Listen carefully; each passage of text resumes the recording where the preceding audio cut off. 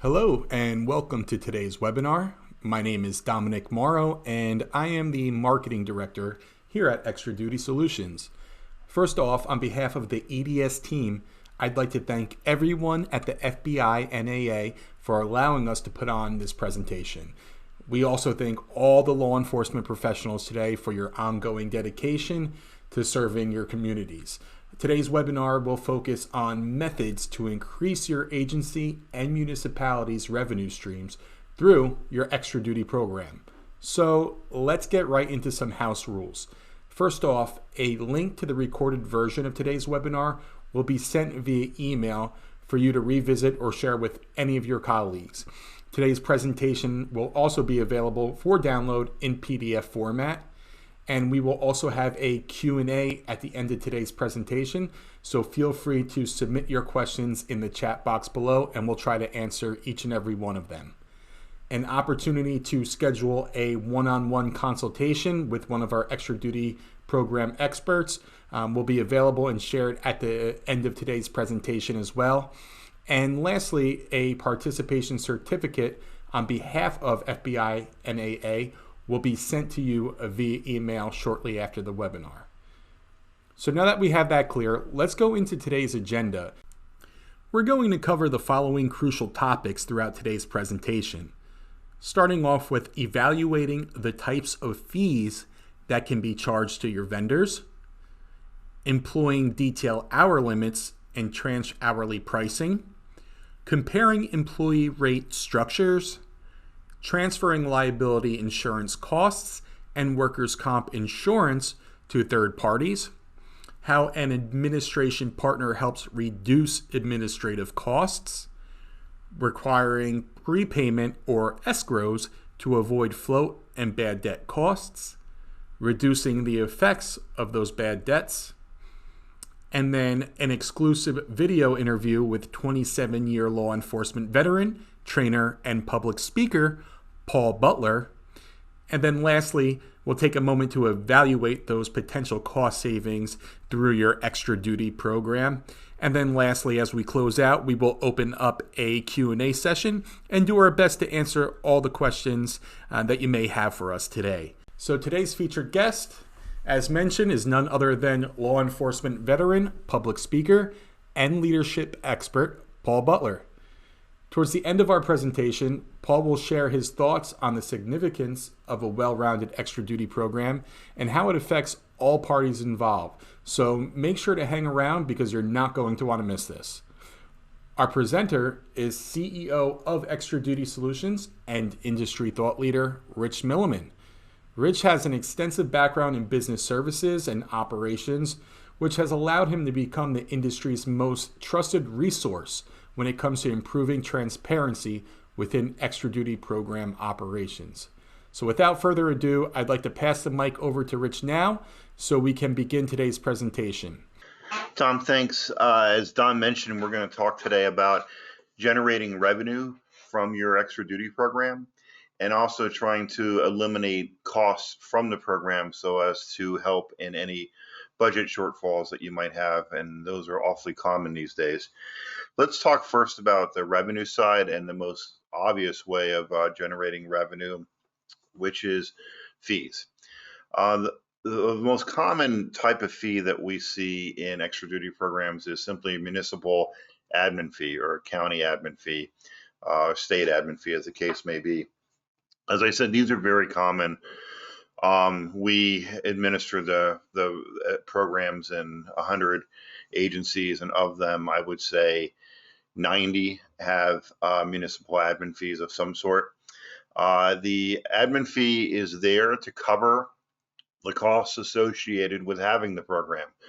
Those costs include wear and tear in uniforms and equipment, liability insurance that's required, workers' comp insurance, and workers' comp insurance itself can be quite expensive.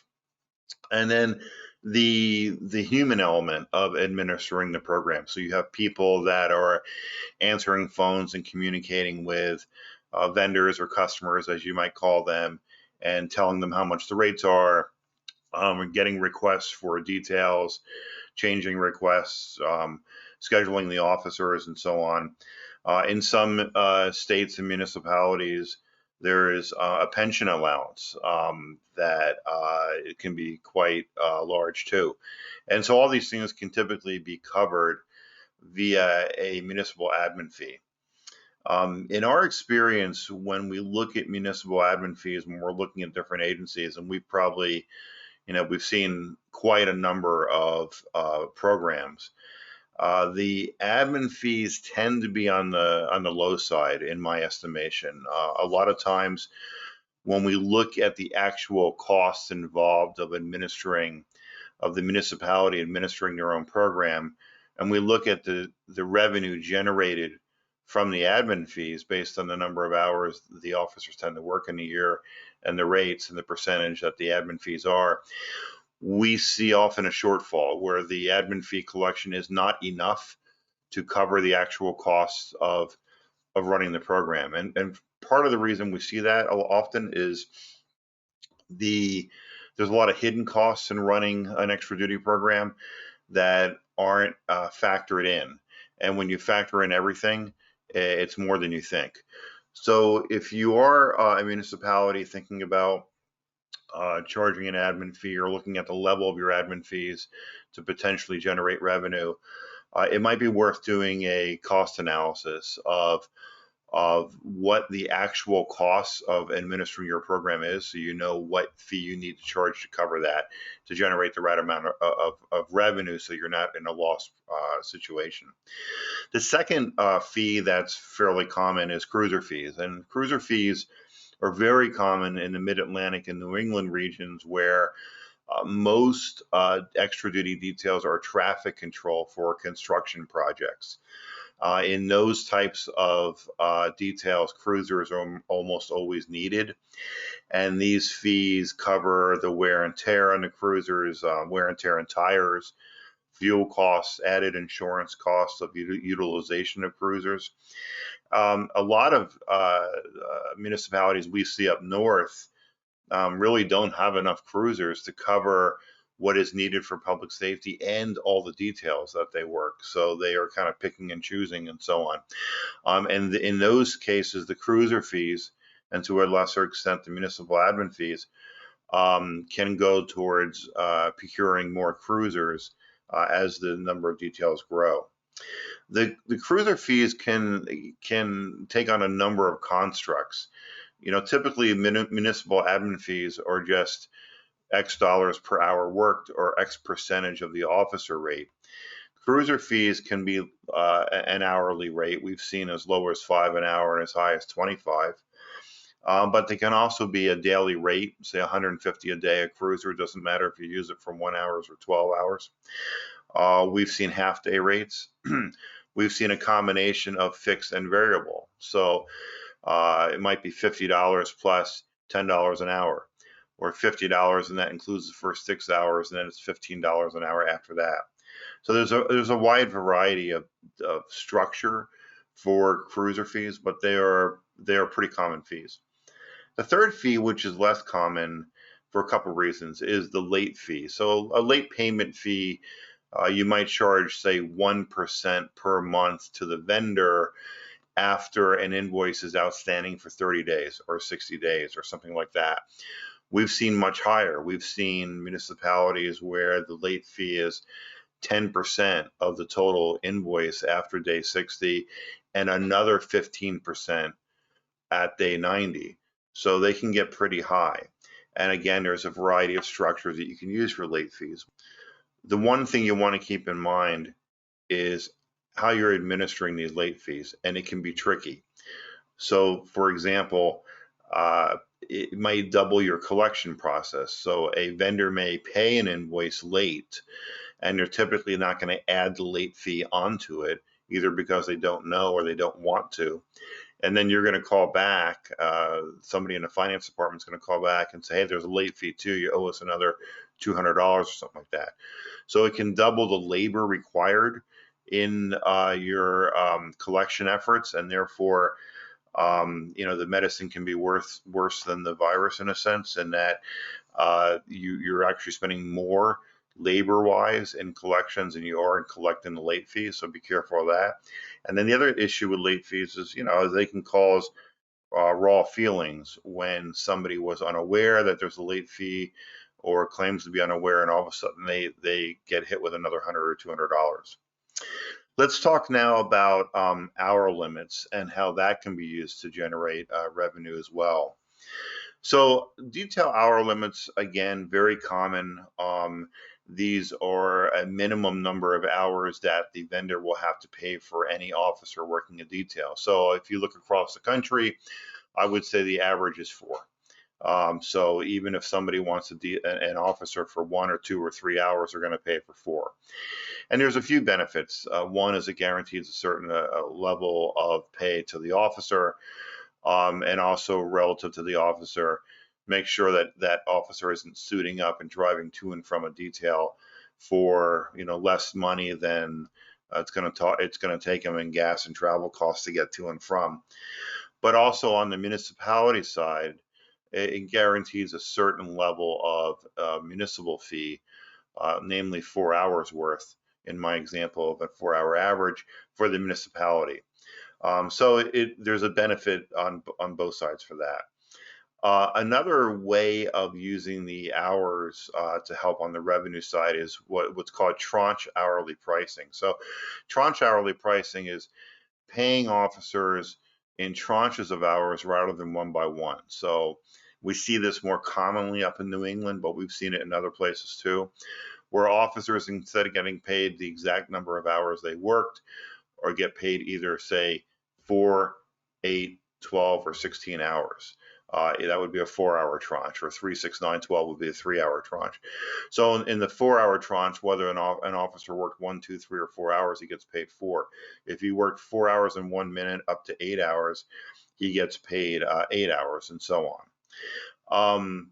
Again, there's a benefit to the municipality because you're collecting your municipality fees and potentially cruiser fees also in a tranche method, right?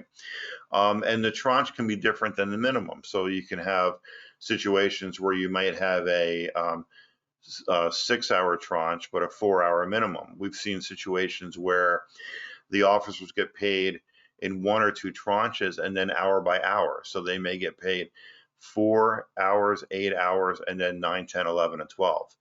Or they may get paid a tranche of 6 and then hour by hour after that, but the minimum is 4. So in that, the way that would work out is if a vendor canceled a detail and had to pay the minimum, he would pay 4 hours. But if the detail starts when the officer gets there, he's guaranteed 6 hours in that example, and your municipal admin fee is going to be at least 6 hours worth of fee too. So it's another way of increasing revenue. Along the same lines, it's much more rare, but we have seen municipalities where once the detail starts, the officer gets paid the full amount of the scheduled detail. So if a vendor schedules an officer for 8 hours, once the officer shows up, he's guaranteed 8 hours. The detail could go longer and he could get 9, 10, 11, but he's guaranteed the 8 hours. And again, the municipal admin fee is guaranteed to be at least 8 hours too, and likewise with the cruiser fee, if that's involved. So these are all ways that you can put minimums on the size of the details in order to increase the revenue for the municipality. Cancellation rules are another way of doing the same thing. And cancellation rule can be as simple as you have to have so many hours out to cancel a Y-hour cancellation to avoid being charged the X-hour minimum. So again, we see an average of probably 3 or 4 hours. So if let's say a contractor schedules officers for a 9 a.m. job and he wants to cancel that job, he has to cancel by at least 6 a.m., say a 3-hour cancellation policy. And if he fails to do that, he'll be charged the minimum for the officers, which may be 4 hours for each officer. We've seen municipalities where instead of a 3 or 4-hour cancellation policy, it's 12 hours or 24 hours. That's much more common where the typical detail is a security detail. Security details tend to be known farther in advance than road job details. In areas of the country where most details are traffic control or road jobs, we see much shorter cancellation policies, typically in the neighborhood of 3 to 4 hours.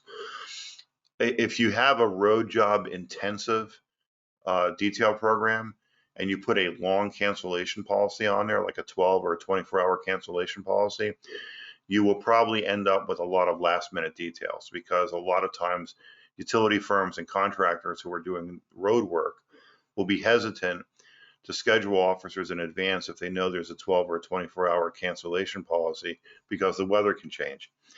And if the weather changes and they have to move the detail or cancel it, they don't want to get hit with a minimum. So in those types of municipalities, sometimes you'll get a lot of calls in the morning, 5 a.m., 6 a.m., to schedule officers to start at 8 or 9 a.m.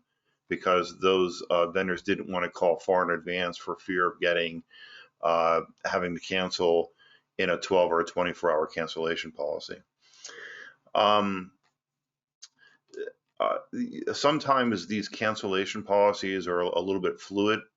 The most common example of that is weather-related cancellations. So we have, there's some municipalities that, while they may have a 12-hour cancellation policy, they relax that in if there's bad weather, if it's raining, or if it's snowing, especially for road jobs where they can't work in those types of situations. They may say, well, there's no minimum, or there's only a 2-hour minimum, a 2-hour cancellation policy if it's bad weather, 12 hours otherwise. But the problem there is what constitutes bad weather, and it can generate arguments between the vendors and the municipality in terms of whether snow flurries is really justification for a last minute cancellation or not. So all things to keep in mind, but it's an option. So another way to increase revenue is by using more complex employee rate structures or officer rate structures. So some departments just have one rate, no matter what day of the year it is or what time it is. The rate for an officer's hour of work is X dollars, and that's it. Some departments in some different parts of the country have different structures of rates that can kind of price at kind of what a marketer would call skim pricing. So when the demand is high for officers, the pricing is higher. And when demand is low, the pricing is lower. And by using these types of structures, you can make sure that a higher percentage of your details are actually filled, and therefore the municipalities collecting their cruiser fees, city admin fees, and so on. And also that the rates are being kind of what the market will bear, as opposed to just one flat rate the whole time. And again, because at some times of the day, week, year, the demand is higher, the rates will be higher, and therefore city admin fees can be higher if they're a percentage of the rate.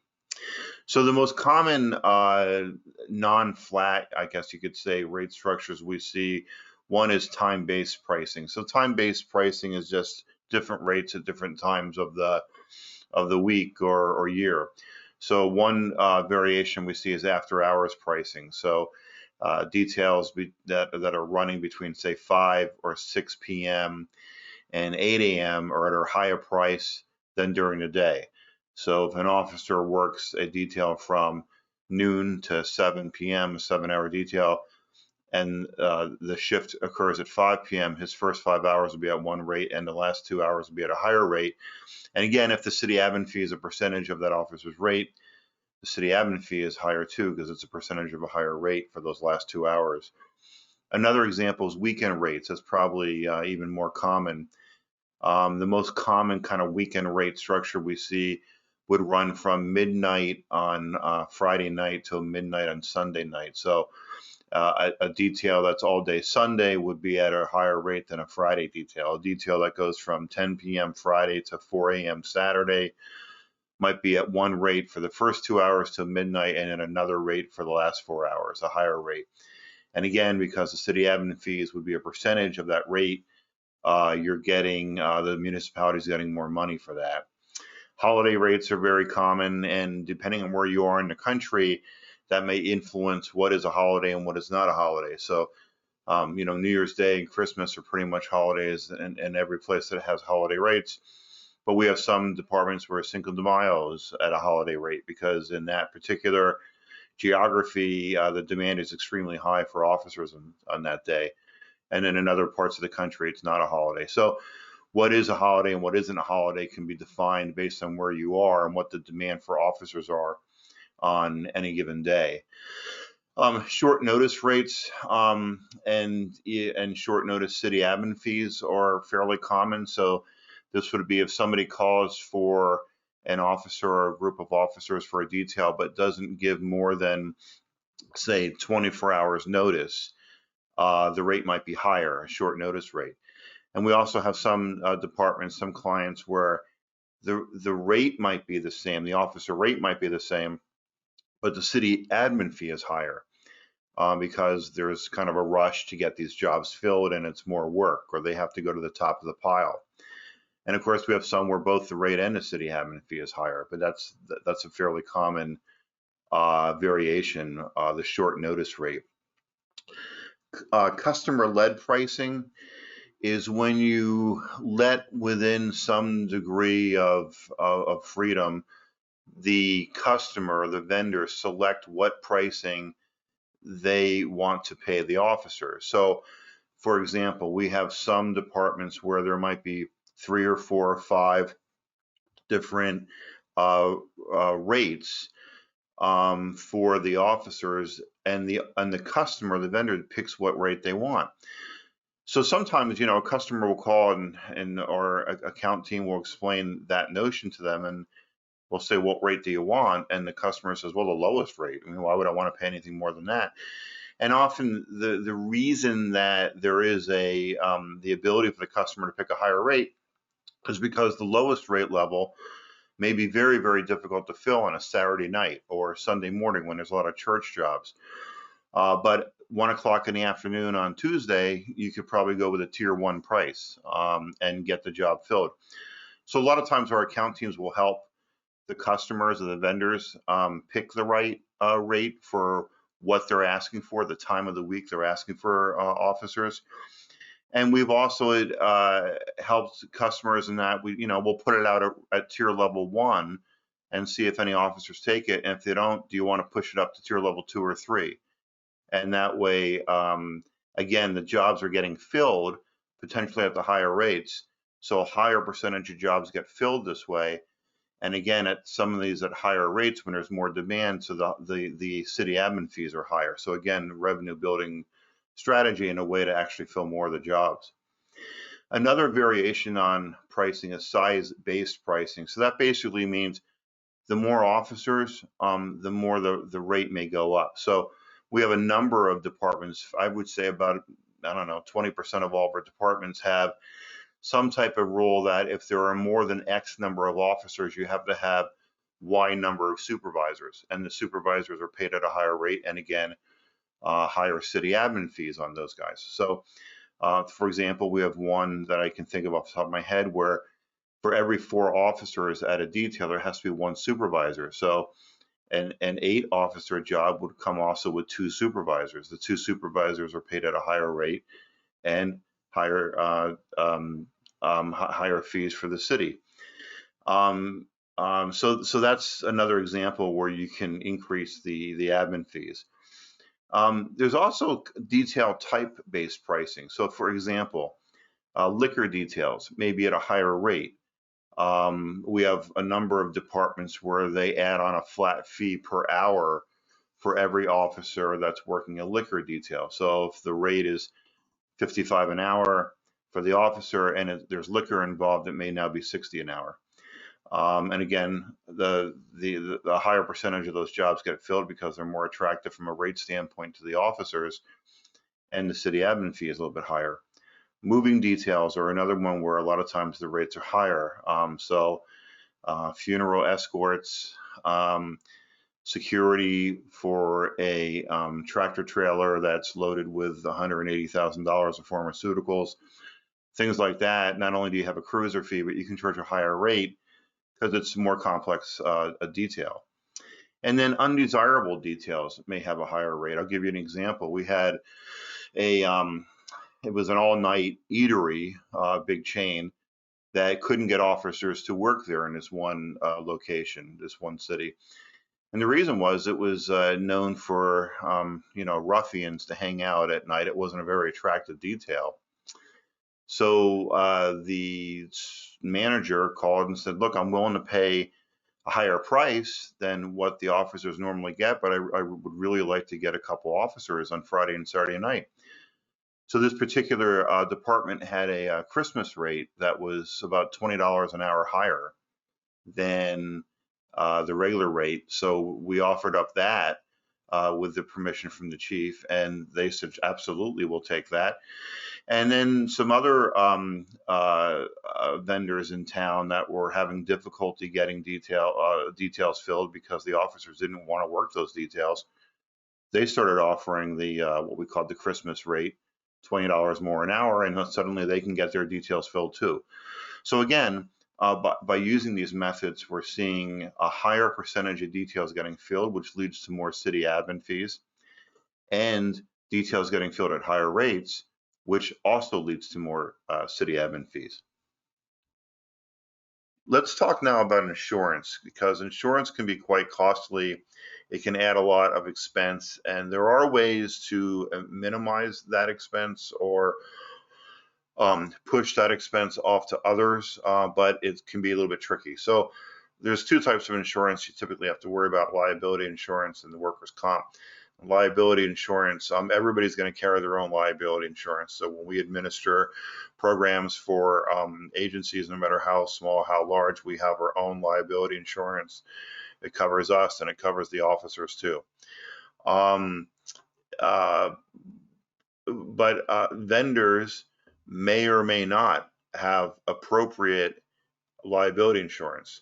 So one thing that some municipalities do is they will require evidence of, say, $1 million of liability insurance for any vendor who wishes to hire officers. Now, that in and of itself may not help mitigate risk or cost for the municipality. Because when there's a liability concern, when there's a situation where an officer, let's say, has caused premise or bodily damage while working a detail, the victim, quote unquote, is going to get a lawyer, and that lawyer is going to go after everybody. So just making sure that the vendor has liability insurance is beneficial, and it may reduce an outlay from the municipality's liability insurance, but there's no guarantee of that. But that doesn't mean you shouldn't do it. You should do it because it minimizes the probability of an issue on your liability insurance and a payout, which could lead to higher rates down the road. In addition, there are a couple things that you can do in the liability insurance world to further minimize the risk of your liability, the municipality's liability insurance, having to pay out. One is requiring a waiver of subrogation.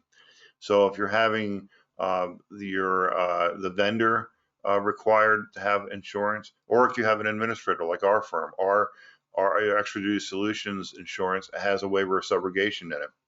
And generally speaking, what that means is if there is an incident and there's a payout, and the vendor's insurance or our insurance pays for premise damage or bodily damage, that's the end of the line. The insurance company is waiving their rights to then turn around and sue the city, the municipality, the police chief, the officer involved, or whatnot.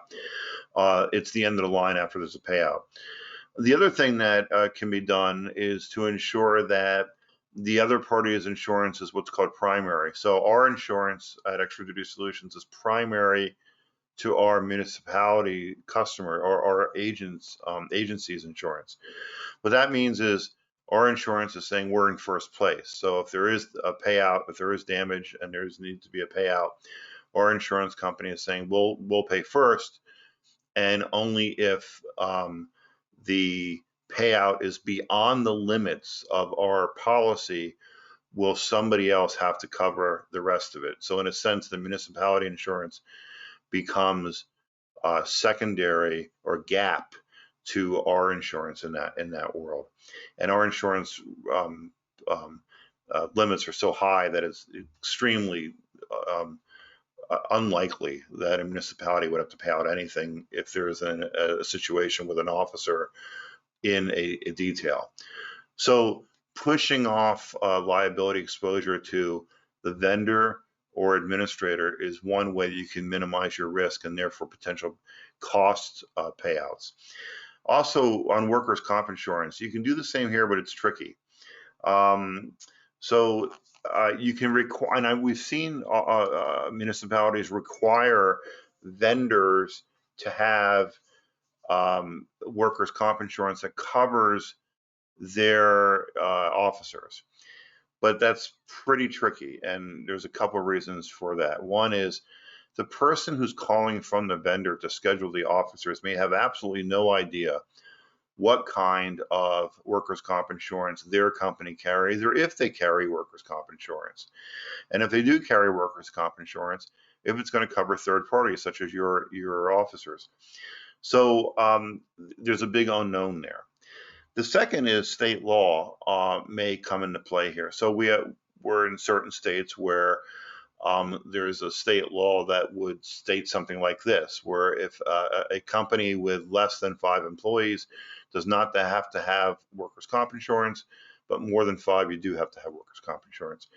So if a company with fewer than 5 W-2 employees calls for service for an extra duty officer, they may say that they're covering your officer under their workers' comp insurance. In reality, they don't even have workers' comp insurance. So you have to be very, very careful about this. On the administrative side, for example, we can cover officers under our workers' comp policies if we're paying the officers directly. So when you have an administrator for the program, the administrator can either pay the city who pays the officers, or pay the officers directly as in direct deposits or hard copy checks or whatnot. So when we do that, we offer the municipality the opportunity to have us cover the officers, so the municipalities don't have to when they're working in details. Now it's important to make sure that the officers are covered under one workers' comp policy, not 0 and not 2. Because 0, there's an obvious problem, and 2, you never want to be in a situation where 2 different workers' comp holders can be pointing to each other and saying that one's yours. And meanwhile, costs are piling up, medical or whatnot, and money is not flowing. So in that world, you want to be quite buttoned up on it. But there are ways where you can push off the workers' comp liability, especially if you're using an administrator like our firm, so you don't have to pay for it. Let's talk now, let's switch gears from increasing revenue to reducing the administrative costs and therefore plugging some budget holes that you might have. The easiest way to eliminate nearly all the administrative costs associated with running your program is to use an administrator and have somebody else administer the program. So that's what we do at Extra Duty Solutions. Typically, when we come in and start administering a program, the municipality sees a reduction of 90% of the administrative costs that they had previously incurred. So those administrative costs include some of the things we've already talked about: insurance, dealing with the vendors, processing payroll, sending out invoices, making collection calls, and so on. All of that we take on, and therefore it's a reduction to you and a cost savings. Labor costs can be quite high in this. A lot of times we come into a municipality and they don't realize how much they're paying in labor costs to administer the program. So using an administrator can eliminate that completely. Let's talk about financial costs and financial risk with programs and how you can save money on that side. So we have float and bad debts. Those are the 2 types of costs that come into play when it comes to financing an extra duty program. Float is essentially the interest-free loan that you're giving to a vendor because you're extending them credit. So you may, an officer may work a detail on the 15th of a month. He may get paid on the 20th of the month. Um, and the invoice goes out and the vendor doesn't pay to the 20th of the next month. So in that example, the um, um, the municipality is floating a 30-day interest-free loan to that vendor, and there's a cost to doing that because there's a cost of money. And bad debts is obviously not getting paid. So you can think of float as when will I get paid, and bad debts as will I get paid. So how do you avoid the float and bad debts costs? One is to require prepayments and or escrows. So a prepayment would just be having somebody pay before the event occurs, and an escrow is having somebody fund a say $10,000, and they work that off. And when the 10,000 gets down to 2 or 1,000, they have to fill it back up to 10,000. So, for example, say there's a road job, and it's going to go on for 7 weeks. And it's going to be a total of $150,000 of officers. The municipality may not want to take $150,000 of risk, so they may require an escrow be set up with, let's say, $15,000 in it from that vendor.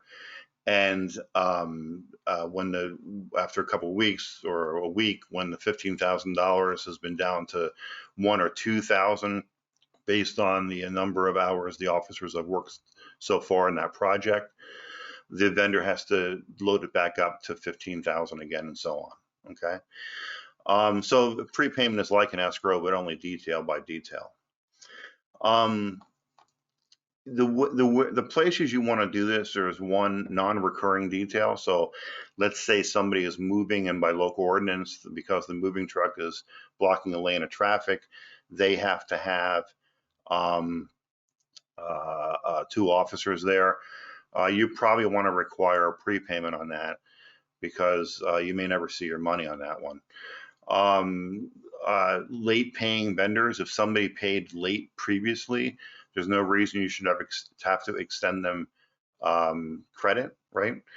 Unknown vendors, if there's a new vendor in town, somebody you've never worked with before, there's no reason you should have to extend credit there too. So requiring a prepayment or an escrow, at least for some period of time until they establish credit, is not unusual. And then, like I said, long-term construction projects, having escrow set up is a good way of limiting the exposure and potential bad debt for the municipality. Another area here to limit or to avoid float and bad debts is just talk to neighboring towns. Typically, if you have a vendor or a customer who is paying late for you or a credit risk, he's also a credit risk in other towns that are nearby. So we have a lot of municipalities that kind of work together to limit their overall potential loss on bad debts, because they are trading information on which vendors pay and which ones don't.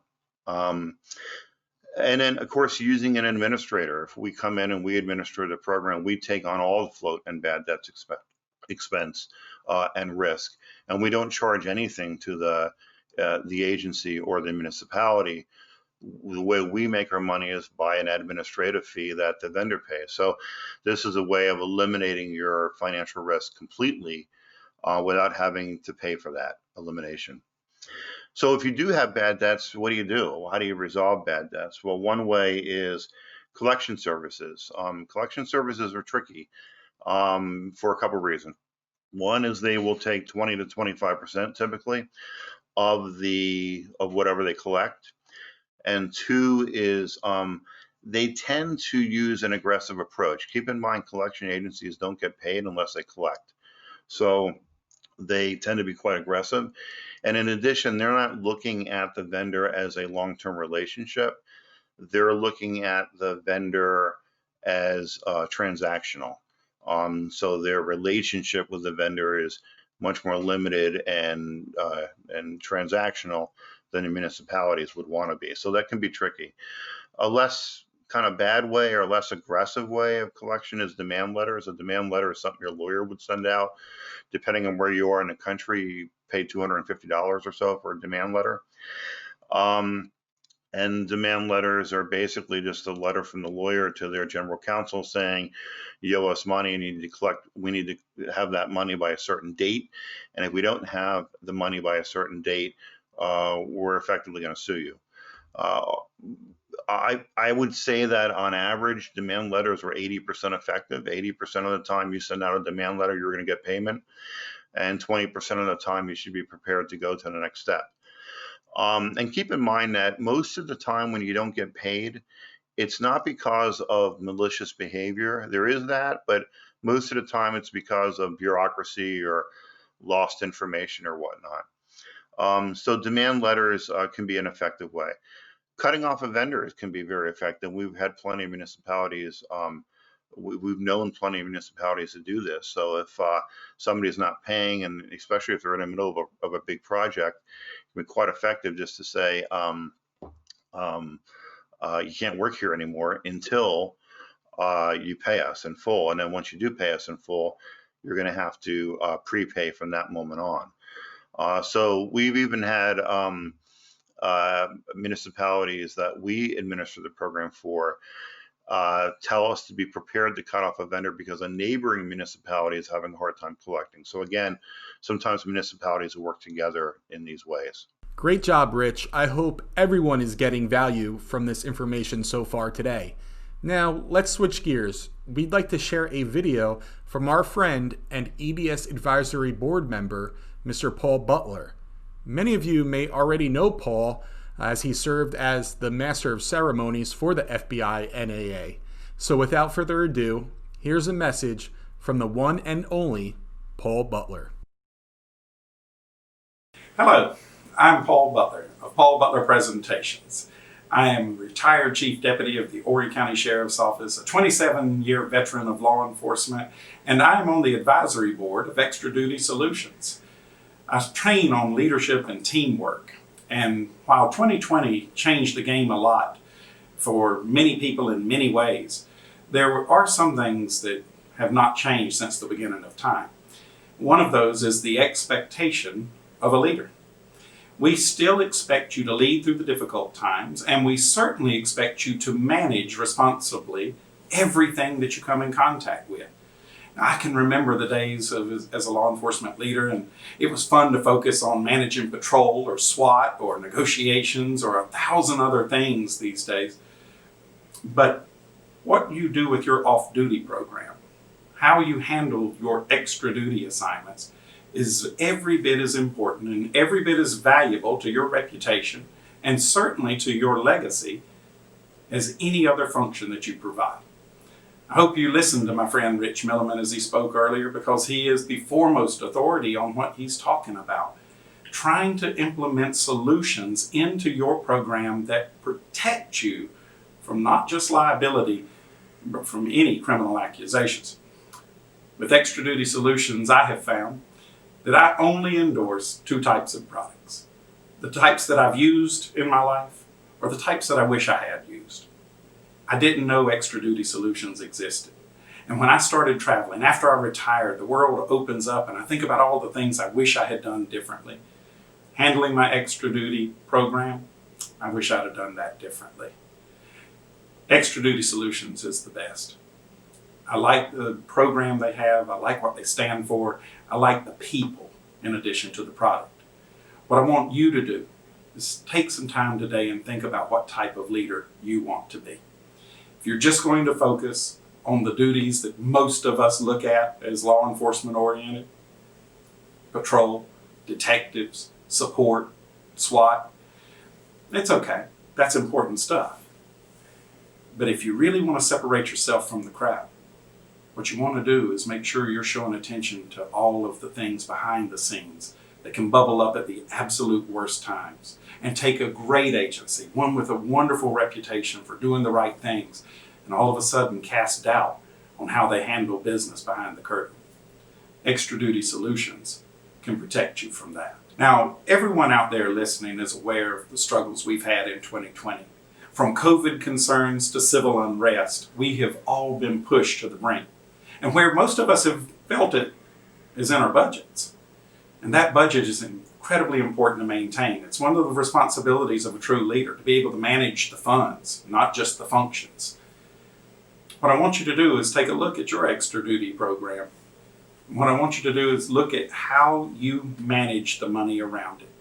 If you're looking for something that can help boost your budget, you've overspent this year, you're underfunded, well, Extra Duty Solutions can help you make that up. Part of the program I like is it doesn't cost one taxpayer dollar to do what they are doing. They pass that along to the people who are using it. And what it does for you is makes you look a lot more fiscally responsible with the taxpayers' money. Also, with the civil unrest, every one of us should be feeling an added element of scrutiny these days. People are looking at our police departments, they're looking at our agencies, and they're wondering, what are you doing to increase oversight over your employees? This is one of those simple fixes, ladies and gentlemen. What you want to do is be able to show that we are holding our folks accountable at work and off duty when they're working extra duty. And we're making sure that the dollars and cents make sense for all involved. All right, we're going to kick it back over to my good friend Rich Milliman. I want to thank you for your time and attention. I want to thank you for signing up for this. Just simply being on this roster shows that you understand that this is an incredibly important part of being a professional. Rich is going to explain to you how you can save some money doing this, some of the ways that you can better enhance your program. But if you want to reach out and talk to anyone, get a reference, they can provide them, or you can contact me directly. I work with them, I believe in them, and I support you. I want to talk now about the potential cost savings that can be realized from the things we've talked about so far in this webinar. So what I have here is an example that we were asked to put together. We did an analysis for a particular municipality who asked us to look at if we administered the program, what would the cost savings for their municipality, their agency be? Now, this is a larger municipality. They probably have close to 2,000 officers, sworn officers. But when we did the analysis, the headcount cost savings right off the bat was 1.1 million. So they have a lot of people who are sending out invoices, making collection calls, taking calls from vendors, coordinating, and so on. And a lot of these people, in fact, all of them could be reassigned to other roles. A lot of them are doing other roles. So they're, in addition to whatever they're doing on the extra duty program, they're doing other things too. And so the headcount cost savings when it was fully loaded came out to 1.1 million. Float cost savings for this agency, $200,000. So this was just the interest-free loans, as I mentioned before, that they're giving to vendors, and the cost of that money is $200,000. The bad debts this is a real number, $540,000 a year that they incurred from uncollected invoices. And then they also had uncollected administrative fees. So this city had city administrative fees, but some of the officers are getting paid cash on site, and those administrative fees never get collected to the tune of about $200,000 a year. And then finally, their workers' comp insurance, if they eliminated it for the extra duty details and had us cover it under our workers' comp, which is made for police, almost $900,000 a year. So when you add that up, they would be saving about $3 million a year every year for having us administer the program. So that was a big plug for the budget shortfall hole that they're facing. Again, this is a larger agency, a larger municipality, but even if your municipality or your agency is 10% of this, you're talking $300,000 a year of potential cost savings that you're not having to pay for. So it's real money. So I'm going to turn it now back over to Dom, and we'll be happy to answer questions at this point, I believe.